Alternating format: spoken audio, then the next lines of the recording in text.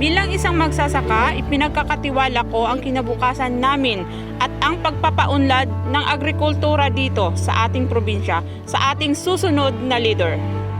Tiwala kaming ipaglalaban ni DPA ang aming karapatan na maghanap buhay sa ating katubigan. Bilang isang negosyante, sigurado ako na sa ilalim ng iyong pamumuno, mabibigyan ng maraming oportunidad ang mga maliliit na negosyo upang lumago. Noon pa man, ikaw nang nagbigay sa amin ng inspirasyon. Kaya tiwala kami na ipapanalo mo kami mga kabataan para sa susunod pang henerasyon. Nakakatiwala ko ako na makakatulad kong ilang Manila. Sinurado ako na patuloy na itaangat kasama kami lahat. Tiwala ako sa iyong karanasan at husay, mas maraming trabaho ang darating para sa mga sultan ko darating.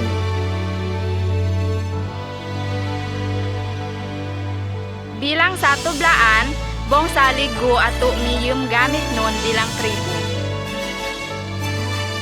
Bilang iyong kapwa Moro, sigurado kaming pamumunuan mo ang ating probinsya ng may takot at paniniwala kay Allah. Dato Pax Ali, alam namin hindi mo kami pababayaan.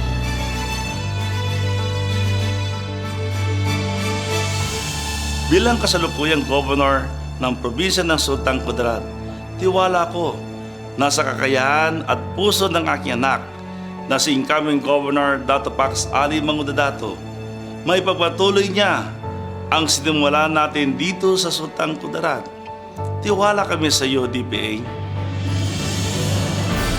Malugod ko pong tinatanggap ang inyong tiwala at ang responsibilidad na ipagpatuloy ang pag-angat ng buhay ng bawat Sultan Kudarateños at ng ating minamahal na lalawigan. Makakaasa po kayo na dito patuloy tayong